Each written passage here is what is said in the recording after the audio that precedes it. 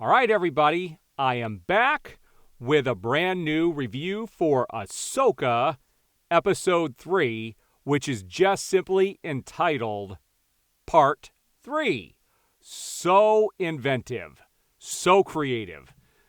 Okay, I think this is where I finally get to rip into Star Wars like I really haven't done before. I tolerated the first 2 episodes and enjoyed them and was really looking forward to episode 3.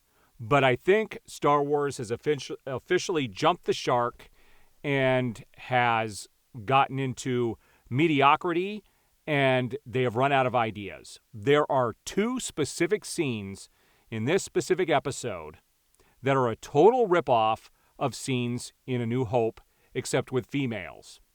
And I am, when they came out, everybody talked about, Kathleen Kennedy coming out and saying that the Force was female going forward. Yeah, they're making it happen. It's happening right before our eyes, all right? And I can look past certain things to an extent, but it's gotten to the point of being ridiculous.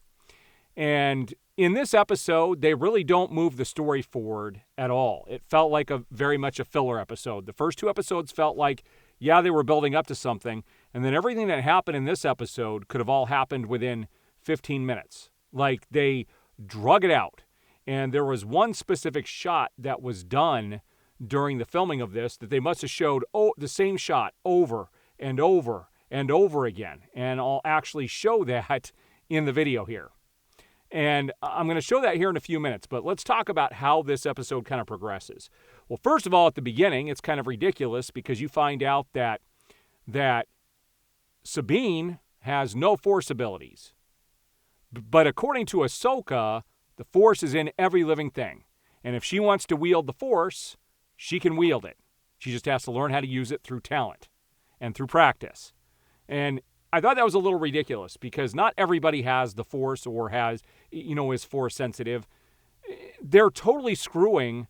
And I was shocked to find that this one was actually written by, what's his name? The guy who's normally really good with Star Wars. I can even see his face. Why am I forgetting his name? I really don't care at this stage. Like, Star Wars has really just lost me at this point. But I thought that was a ridiculous thing. And then Sabine is trying to learn how to fight again. It's been a while. She's kind of rusty with a sword. And Ahsoka walks in and covers her eyes. And she specifically says, how can I fight if I can't see? Directly out of A New Hope. Okay. Later on, there's a scene where they're being chased by,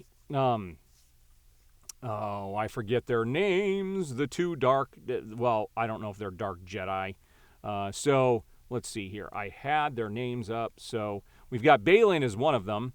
And then what's the girl's name? I don't even think I caught her name in the first 2 episodes. But she, who does she play? I can't even tell. I can't even tell by the cast. At any rate,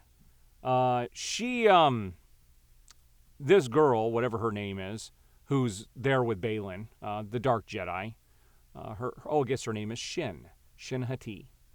So Baylan and Shin, the 2 Dark Jedi, as they're probably going to be, they do have Force abilities, but Shin ends up chasing, Hera and Ahsoka in this ship. They go to find out exactly, based off of the information that they found, what is going on. They find this device that they're putting together along with the witch. And when they get there, there's this long chase scene. And in there's a ridiculous sequence where Ahsoka goes out of the ship and does some acrobatics right out there in space that looked quite silly. I'm not going to lie. It was very silly. And I don't know why they would do this. But there's also a scene during this sequence, and this sequence went on for a very long time and was a complete waste of cinema. Sabine has to helm the guns. And it's directly out of the same. It's just like the sequence with the Millennium Falcon and A New Hope, with Han Solo and Luke Skywalker manning the guns, or Chewbacca and Luke.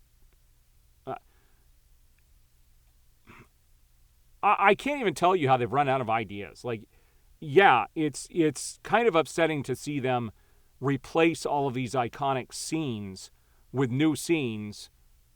For what purpose? For what purpose? They don't need to make these direct correlations with things that have happened in the past. They just don't. They don't. They need to stop. If you're not going to make it original, don't just rip off of what's already happened. Do something original. And there's nothing original in this. Now, Balin's only in it for like 2 seconds at the very end. Literally, like 2 seconds. That's it.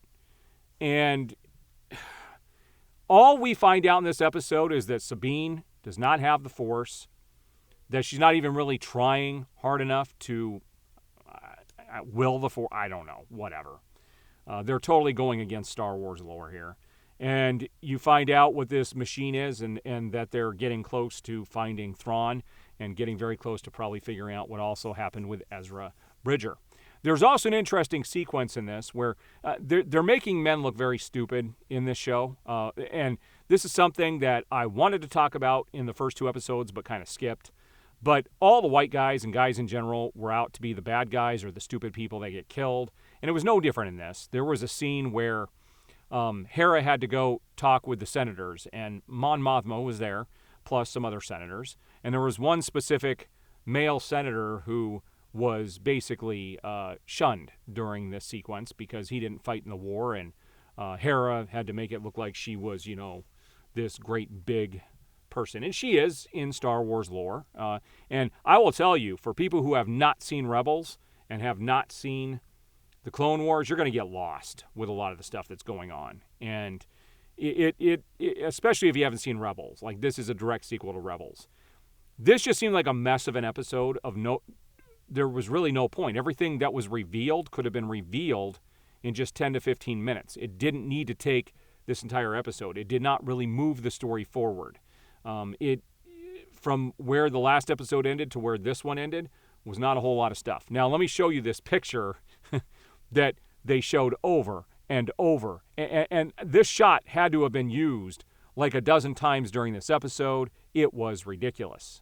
It was this shot of Shin here, uber focused on trying to get Ahsoka and her ship. I can't tell you how many times we saw this exact shot over and over and over again. It was almost to the point of being laughable because she never changes her expression. So yeah, as you guys can tell, I'm just a bit frustrated with the way that these big corporations are handling these iconic franchises. I really wish that these franchises were held by other people that actually cared about the history of these particular properties. And it's no different with Ahsoka, and it's a shame because I really wanted to like this show. Now I'm going to be going in just hoping we get something decent, but this is not what I was hoping for. All right, we'll see you guys on the review for episode 4, which will probably be called Part 4 next week.